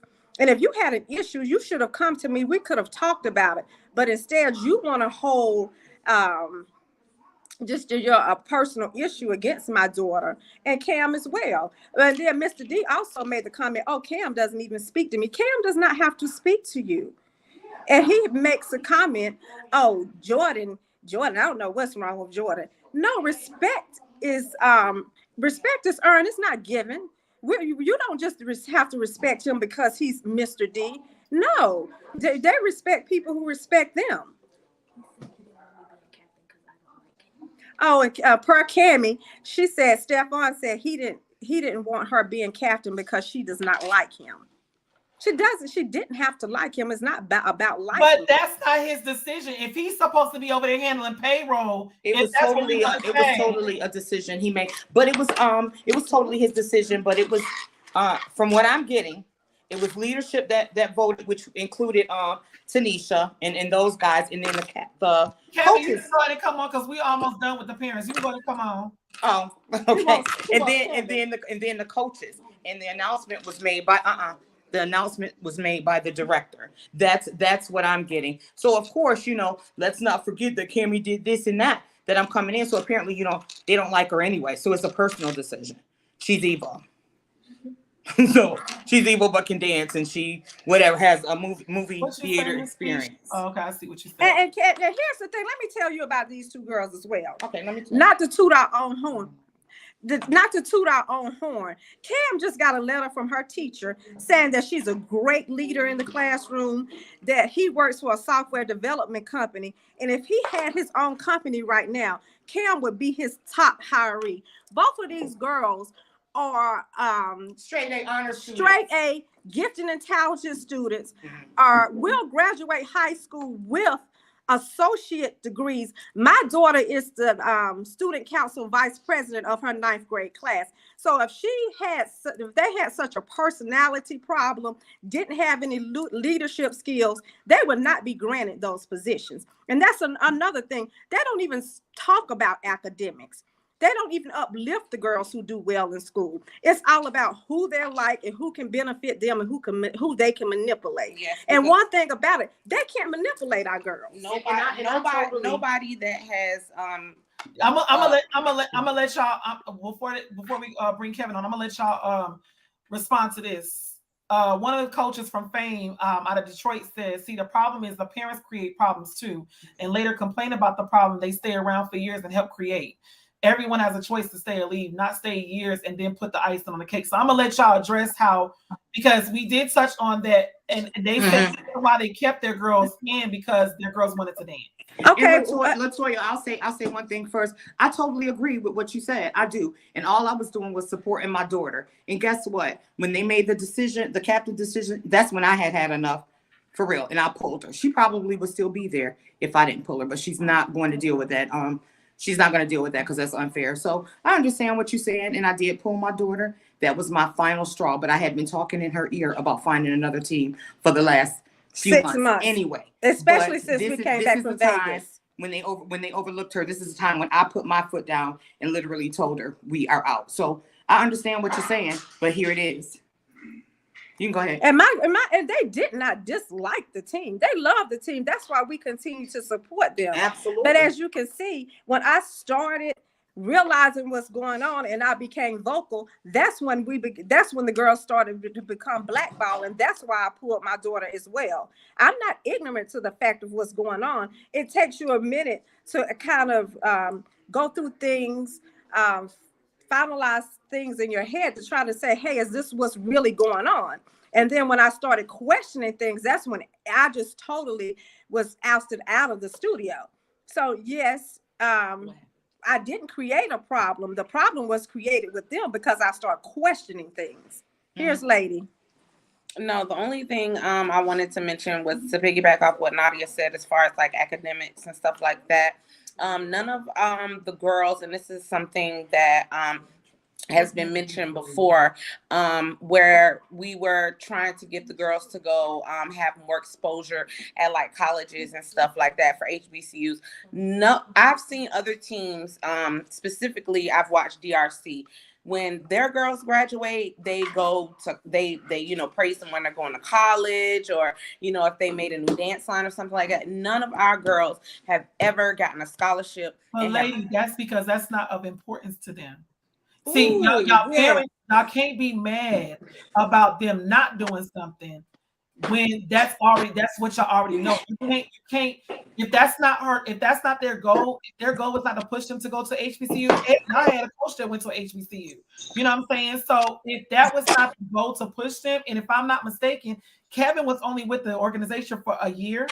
Mm-hmm. Yes, and Kevin so him just coming into this, being that in May that he did attend a HBCU, that didn't even give him an opportunity to be able to push those girls. See, the thing about it is, what y'all are looking for validation from the directors, you're not going to get from them because that's not of importance to them. That's true. You're not going to care about that. What you just said to me was they only cared about what benefited them as a company. A lot of dance teams are like that out there. A lot of dance teams out there do not care about academics. You can have a straight up F on the team, and guess what? You still F'ing it up on the floor because you're just that good and you good for business.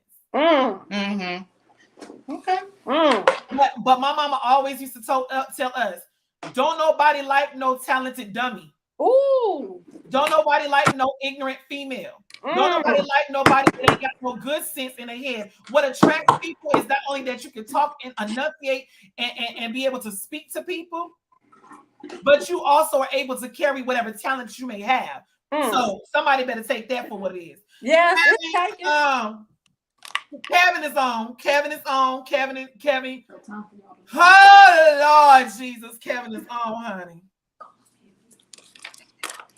Kevin, you give us your take of your experience with this organization. Tisha, I'm gonna just ask y'all group to just hang tight. If y'all have anything to pinpoint, just raise your hand and say, can I, tell? But I want to give Kevin an opportunity. Since he was the coach, I want to give Kevin an opportunity to be able to speak. And yeah, go ahead, Kevin. Isha. I can't hear you. I see your lips moving, but I can't hear you. You're not on mute. It's put on mute now, and then it's off mute. Are you connected to a Bluetooth or something? Okay. Come out and join back in. So again, you guys, y'all have to see it for what it is. But listen, like I said, a lot of teams, they don't care about college. They don't. A lot of the teams, the only thing they care about is how many trophies can your kids put in a studio. Then you wonder why so many fights at shows in between organizations, because they don't care about that. They don't care about your child. They don't care about they do not care about anything your child do once they leave and once they age out. And sometimes they don't even age out. Sometimes they still are aged in and they've already aged out. Hello? So y'all have to be mindful of who. I don't care if my child wants to be a part of a dance team so bad. If I'm starting to get red flags about a director, if I'm starting to get red flags about an organization, my child is just going to have to find something else that she's going to enjoy, because I'm not in this to satisfy my baby. I'm in for the well-being of my child. And if it's not helping my child, it's hindering my child. If it's not elevating my child to be bigger and better, and listen, like I told y'all before, Directors are supposed to be, that's a ministry. People don't understand what you say and come out your mouth. That is a ministry. You are a mentor to the mentees. They're only going to act off of what they see their directors do and handle themselves and how they handle themselves accordingly in situations. So at the end of the day, what are y'all really having dance teams for? That's why I asked that question.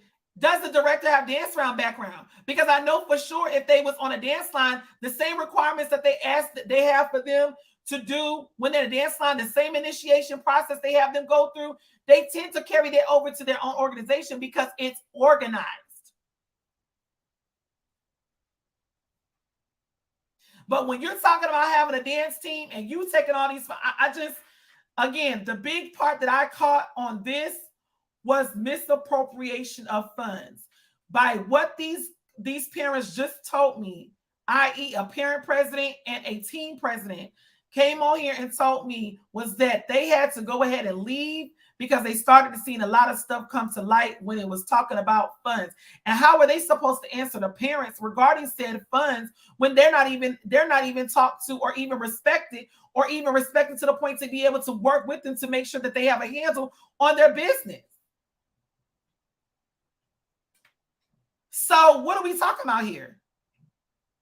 We're talking about a dance team director that is out. That's what it seems like is out for self. Kevin, I cannot hear you, boo. I don't know what is going on. Do you have a computer that you can get on? Or laptop? All you gotta do is click the link.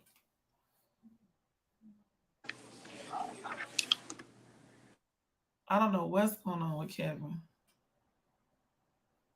So again, you guys, y'all, these dance teams, and baby, let me tell y'all something. Yeah, as y'all can see, there's new teams popping up left and right. Y'all have to, just like they want to interview y'all and your kids and make sure your kids is the right fit for their team. You have to do the same. Parents, y'all have to do the same. Y'all have to interview these directors. Y'all have to see if these directors are good for your child. Because honestly, like they said, y'all didn't do no criminal background check on the directors. You don't know what the directors got going on behind closed doors. That's evident. Y'all don't know what they got. There could be a whole conspiracy going on behind them closed doors, and y'all wouldn't know nothing because y'all did not do y'all research. And I'm not saying that's what's going on with the divas. I'm just talking about in general. The general statement, y'all have to know who y'all are putting y'all kids on. Y'all have to understand what is my fees. If I'm paying $125 for my child to be a part of a team, then I better see the fruits of that labor every show we go to. Every show we go to, there should be another elevation of something somewhere. If my kids are paying that type of money, or just have your team, a community team, and be free. But they have lost two of the best coaches in Charlotte. That I know. They have lost two of the best coaches. And one thing about it, you don't want to do is mess over your coaches that help elevate your team. Because to be honest with you, not so many people knew about Carolina Divas before Kevin and Josh came on. Not so many people did. Not so many people knew about the team as a whole. When we found out Kevin and Josh was over there coaching them, and we seen how they looked 2 years ago to what they looked like last year, just in 1 year training, and the amount of competitions they were being, like a lot of, I even saw them at a competition. I went specifically to see them compete. And what I saw on that floor was absolutely phenomenal. Like, it was a completely different team from what I saw 2 years prior. So whatever Kevin and Josh was doing to mold them babies, the talent was there. The talent was there. But the babies were not being pushed because why? Their directors didn't know what they were doing. Their directors had no itemized plan of action to where they wanted to see their organization go. The directors did not even have a plan of action to why are we fundraising the money? Why are my kids fundraising money for a show that we don't even have a good chance of even being acknowledged or even placed? But they have lost two of the best coaches in Charlotte. And one thing about it, you don't know what the directors got going on behind closed doors. You don't know what the directors got going on behind closed doors. And y'all wouldn't know nothing because y'all did not do y'all research. And I'm not saying that's what's going on with the divas. I'm just talking about in general. The They were very, yes, Sonia, they were very much so misguided. Before Kevin and Josh came on, Carolina Divas was there, but they were non-existent. And I'm not being funny. I'm telling y'all, it wasn't that the babies did not have the talent. The babies were not guided by people that knew what they were doing. And that's it. That's all. But when y'all get when y'all get a little bit of sprinkle of some funds, and y'all start seeing you got 60 girls, we calculated it.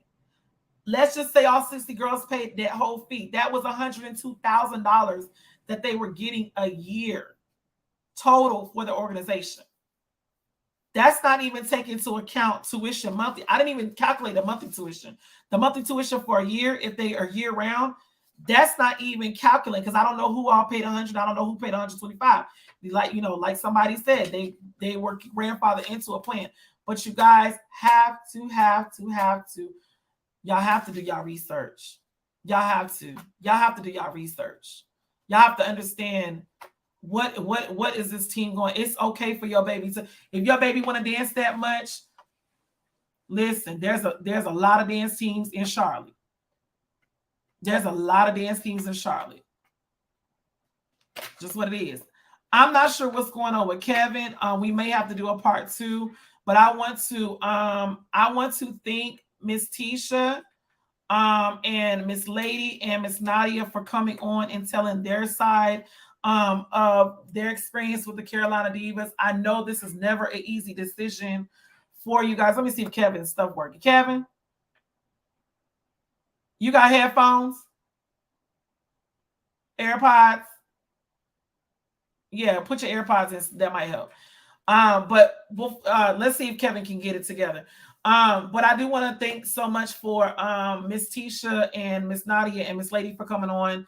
And this is a learning experience, Miss Tisha, too, for you, because I know, if I'm not mistaken, I know that you are looking at starting your own team. This is something that you can learn from. Learn from the mistakes. Learn from the mistakes. The best part of a teacher is learning from them. You just went through something that you wouldn't want anybody else to go through. So with you even starting your own team, if you are the director, you need to have your coaches, because you can't get out there and coach them babies. You need your coaches. You need to handle the business side and have your ducats in a row. You're not doing nothing while they're in there practicing. You could be on your laptop creating your spreadsheet. This is all the girls at the top. I'm helping somebody out. You got all your girls listed at the top, okay? You got all of this stuff that they got to pay for listed on the left side of the spreadsheet. And all you got to do is go through each line. They paid this, then pay this, and they have at the bottom their total. This is what they paid. This is what they owe. So it's clear and concise of what exactly needs to be taken care of business-wise.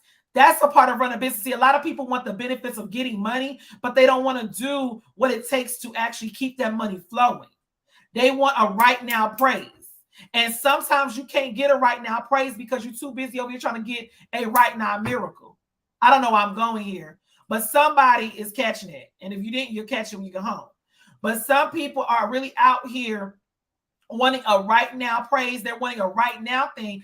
And it takes time. Any business that you open up, it takes time to see the fruits of your labor. Stop opening up these teams for the wrong reason and saying that you're about the children, because you are not.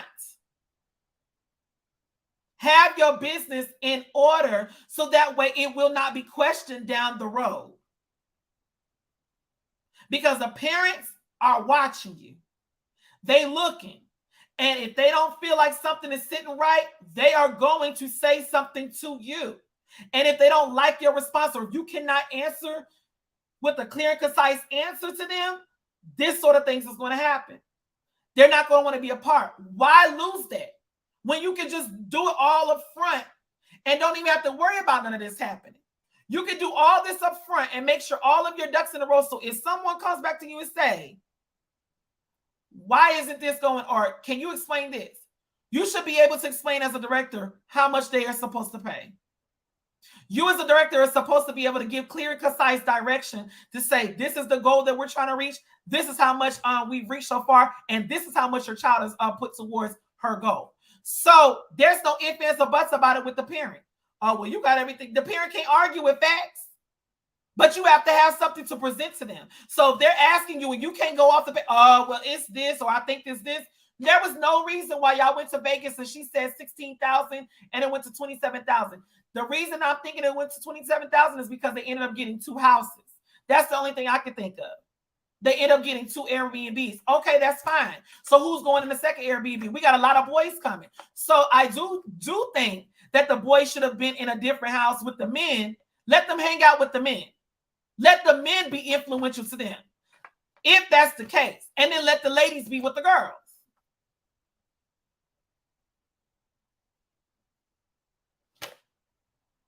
So again, you guys, this is definitely a learning experience for everybody. Again, you guys, when y'all go, you know, Kevin's still trying to come on. Kevin, hello.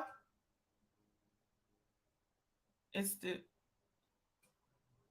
Kevin. What is going on with your stuff, child? Okay.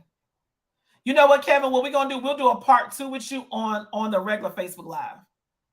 We'll do a part 2 with you. Okay, man. So we'll go back with Kevin because Kevin wants to tell his side of things. But if I had to leave you guys with anything, Miss Tisha, just like I said, if you are trying to start your own dance team, please make sure that your stuff makes sense. Whatever you dealt with when it came to the divas, you want to make sure that you have your stuff in order. So to you, they have that clear and concise information. They can see everything. If there is a competition fee, list the competition fees down. Say and keep it the same. If your competition fee is $200 for the year, then everybody on your team pays $200. That is more than enough money to pay for y'all a couple competitions for the year. Mm-hmm. And then you do like how they do it with the vacation time. Whatever we don't use for the current season, it'll just move over to the next season. But be concise about what you want to happen and be concise about what is refundable and what is not. And please let them understand you have to have an open transparency with them when it comes to fundraising. Fundraising is very, very tricky because with them they could be telling y'all one thing and they could be having a totally different doggone plan for what they want to do with that money. You got to be transparent and open. You got to be. So again, I appreciate you guys coming on the live. I really do appreciate you guys coming on live. Thank you so much. I'm gonna go ahead and let you guys go. Y'all, this has been another episode of Majorette Tea and a Majorette Community, where we teach, educate, and bring awareness to what's going on, you guys. We're going to come back with a live 2, so y'all don't go so far. We're going to come back live 2 with the coach. We just came on with the parents. Now we're going to get the coach's perspective, so you guys make sure y'all tune in. T stands for teaching, E stands for educating, and A stands for bringing awareness, and that's exactly what we are doing.